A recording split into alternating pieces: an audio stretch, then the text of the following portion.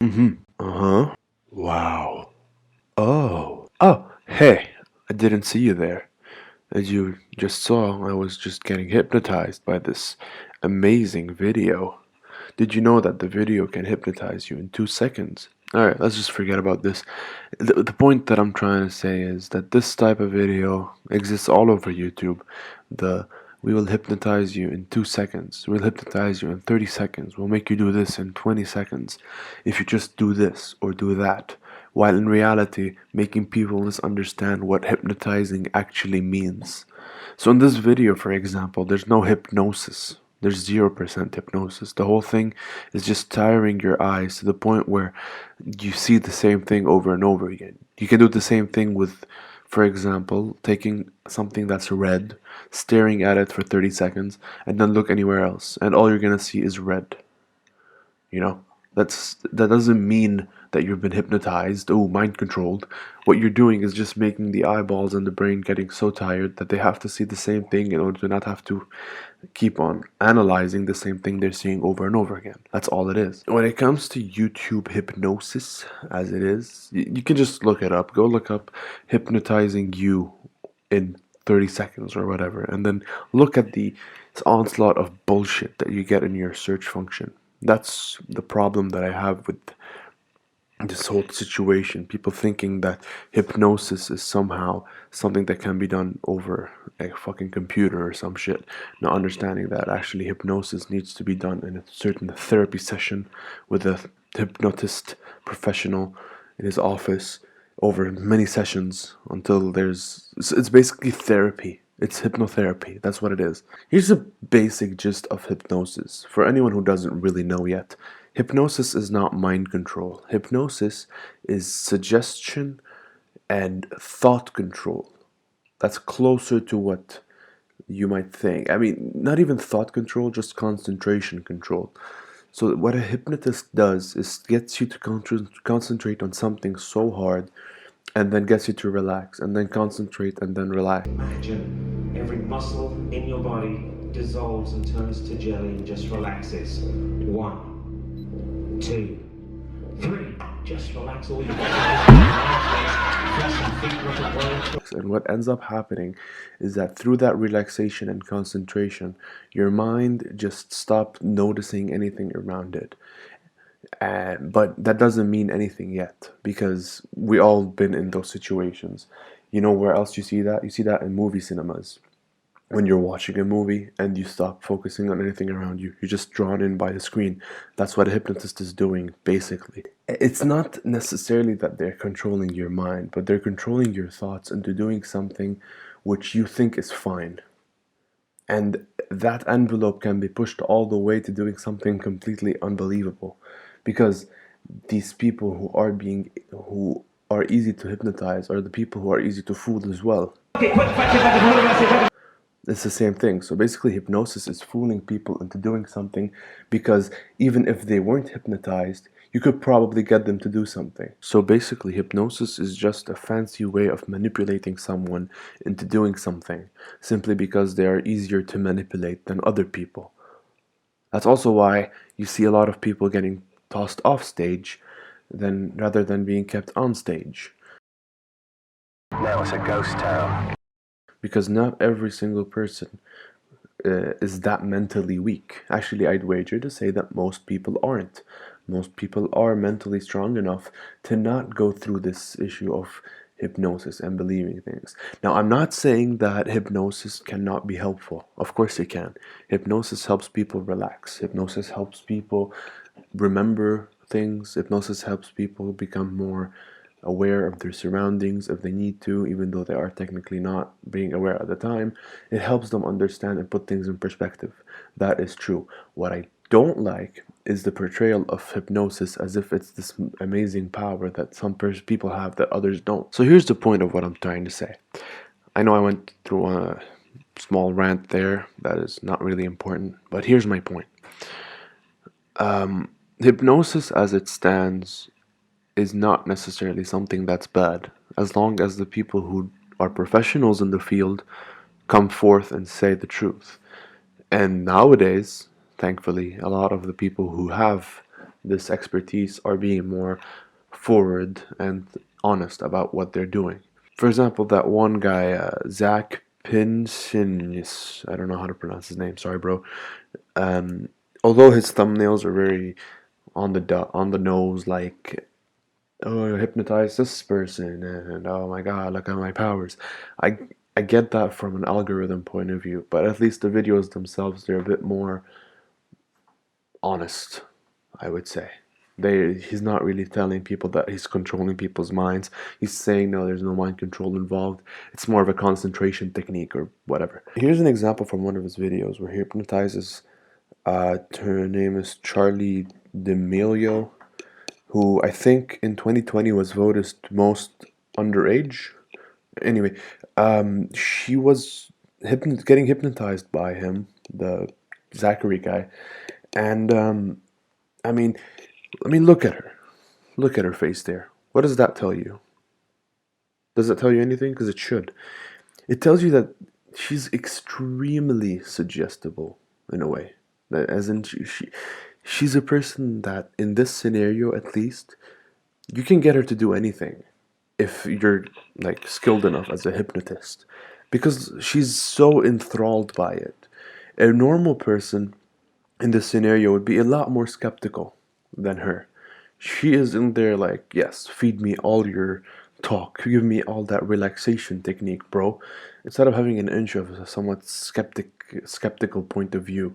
Now, one thing that I thought would be fun to try is, people were joking about don't like make you not dance, but I don't want to do that because. And now I know that in some scenarios, being skeptical about hypnosis would be detrimental to you, especially if it's hypnotherapy. This isn't hypnotherapy. This is for show. You need to understand why she was able to be hypnotized into dancing to the ABCs. It's not because the guy has magical powers. No, it's because she is suggestible enough. Is suggestible a word? I don't even know. Let's just use it and you can figure out what I'm trying to say. She is suggestible enough where if you tell her you're going to hear your favorite song no matter what I say, it's going to work. Because you can do it now. Imagine your favorite song as I'm talking. Yeah, I'm not a hypnotist. You just imagine your favorite song, if you actually tried, while I'm talking. And you don't care about what my voice is saying because now you're imagining your favorite song and that's what you care about now. The way I see it, in a therapeutic situation, it's good. Hypnosis is important. But in a situation where it's for show, I think that's really stupid, because the point of hypnosis should not be to show people magic. It's not a magic show. That's a psychological trick that's done on people who can be psychologically manipulated. Alright? It's technically manipulation. And I find that a bit disgusting that hypnosis is being used as a show. I don't know. Maybe I'm just being a bit too sensitive over something I don't really care about that much. But I don't like the way hypnosis is portrayed in movies, in all these places, like it's some sort of magic. Now here comes what really angers me about hypnosis as a word. Not really as it is, because hypnosis in reality is not any of the things you're going to see now. Is what I really, really hate about hypnosis when it comes to the trigger word. So if you want to try something, all you need to do is get your hands, put your hands together like this, and clasp them together like that.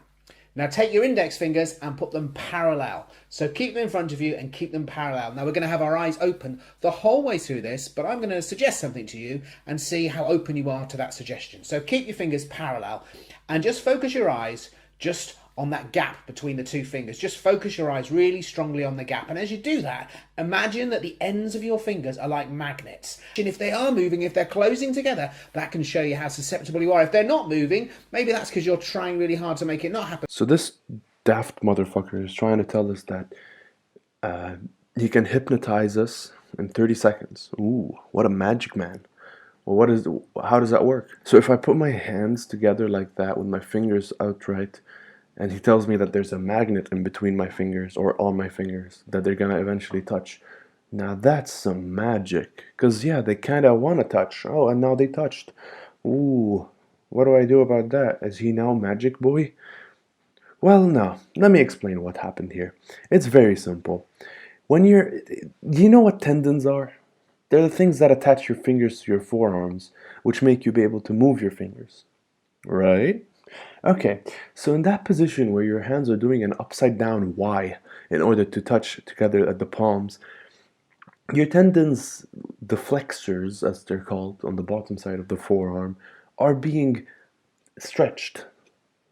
You know, stretched. They're actually being used as the opposite of what they do. They're not flexing anymore, they're stretching because the extenders, which are on top of the forearm, the opposite, which help your fingers open, are working.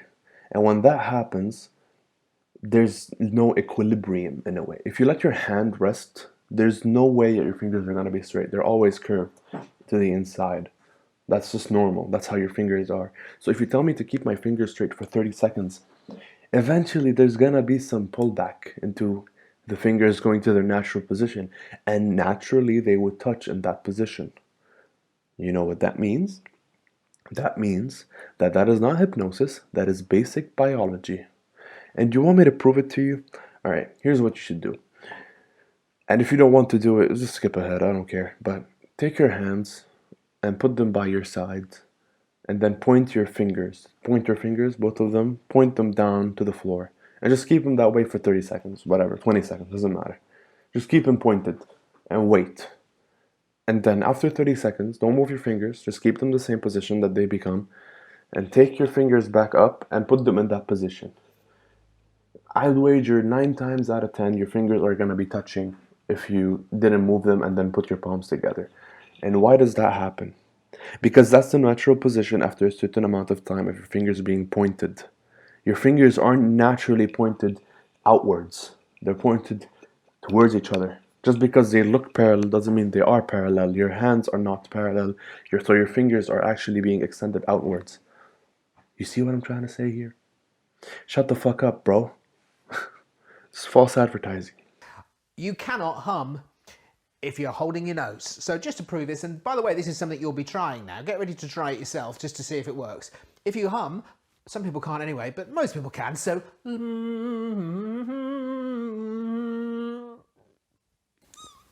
Here he's telling us that it's impossible for us to hum. Do I need to say anything? Is there anything I need to say here for you to understand how retarded this idea is? I bet you can't hum. Alright?